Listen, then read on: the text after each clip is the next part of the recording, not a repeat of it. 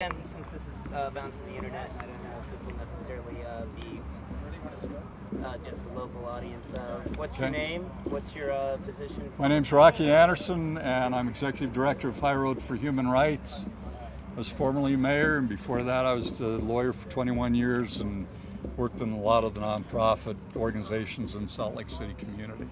Great. And what brings you out here today? Well, I wanted to see what's happening, become more familiar, and lend my support. I totally support this movement. I was at Freedom Plaza last week in Washington, D.C. for 3 days, was proud to march with people back there. It was amazing.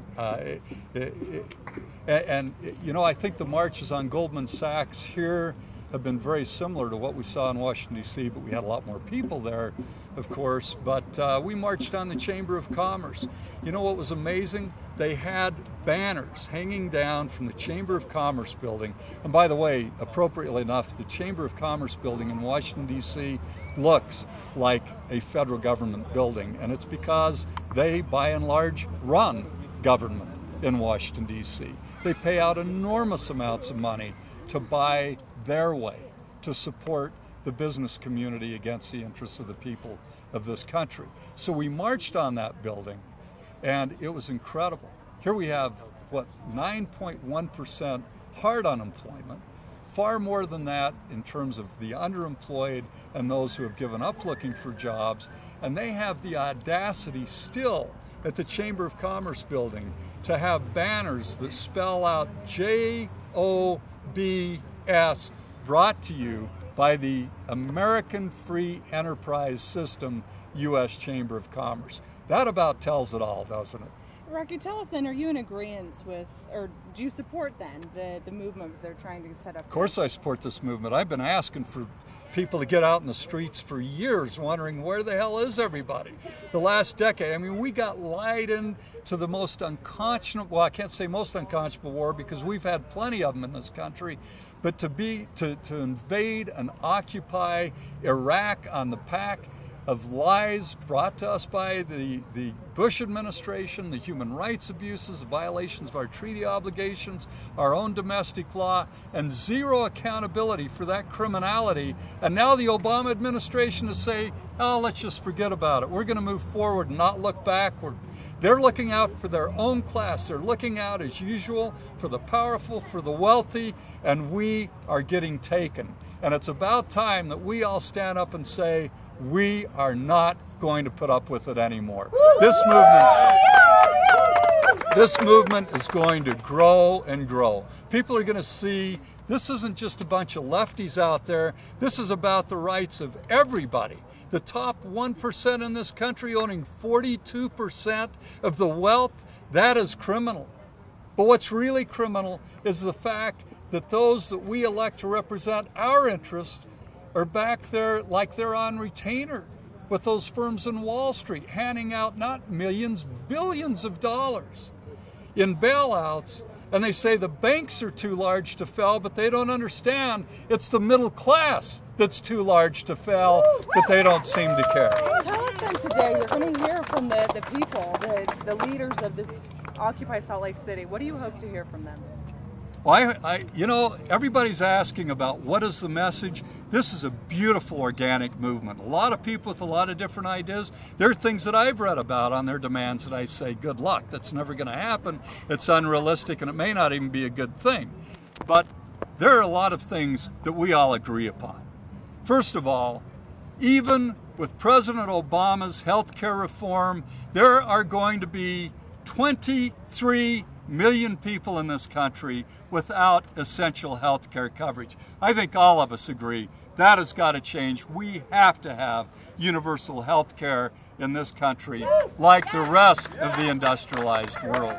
Do you hope this lasts for as long as it needs, or what are your... I hope this movement lasts for 20, 30, 40 years. I hope that people never let up. I hope that we have a new political party, maybe more. I'm talking to some people about the need to form a new political party because those in the two major political parties we understand are now the enemies. They've been the enemies for a long time. A lot of them dress up as if they're on our side, but damn few of them have been representing the interests of the American people. Look at Chuck Schumer, the way he's benefited by his advocacy of deregulation, the kind of deregulation that brought to us the economic disaster that continues in this country, that continues to impact almost all of the rest of us. Maybe the top 1% are still benefiting.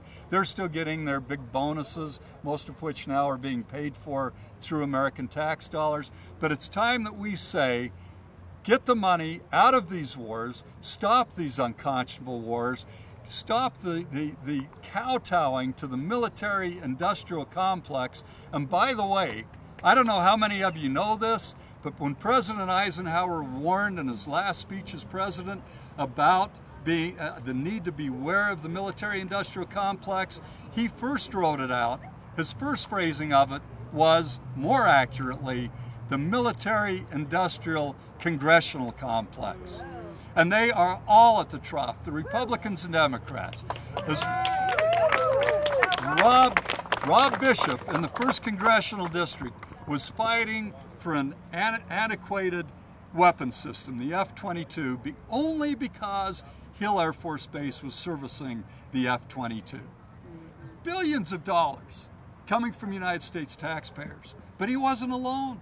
Barbara Boxer, Dianne Feinstein, because of all the subcontractors in California, were also fighting to continue this antiquated system. By the way, there's not been one F-22 that's flown in either the Iraq or the Afghanistan wars. And yet these people advocating billions of dollars being poured in to the defense industry, that's what's wrong with our budget. The defense industry expenditure, the wasteful expenditures, these wars, and these unconscionable Bush tax cuts that President Obama caved in to continuing. We've got to end these inequities in this country, and by doing so, we'll have a lot more resources for the interests of the American people, build up our infrastructure, provide jobs, provide better educational opportunities.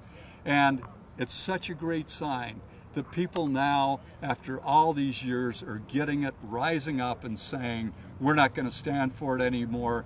We're going to create our own political apparatus, and it's not just about electoral politics, it's about getting out there and putting the heat on in every way possible. This is classic. Historically, we've seen this in other nations. We've seen it in this country during times of economic upheaval. This is a grand, not only American tradition, this is a grand international tradition, and everybody here should be very proud, and those who aren't here should be damn proud of those who are here and standing up. Thank you, Rocky. I think they want to grab you. William Rutledge with your outreach.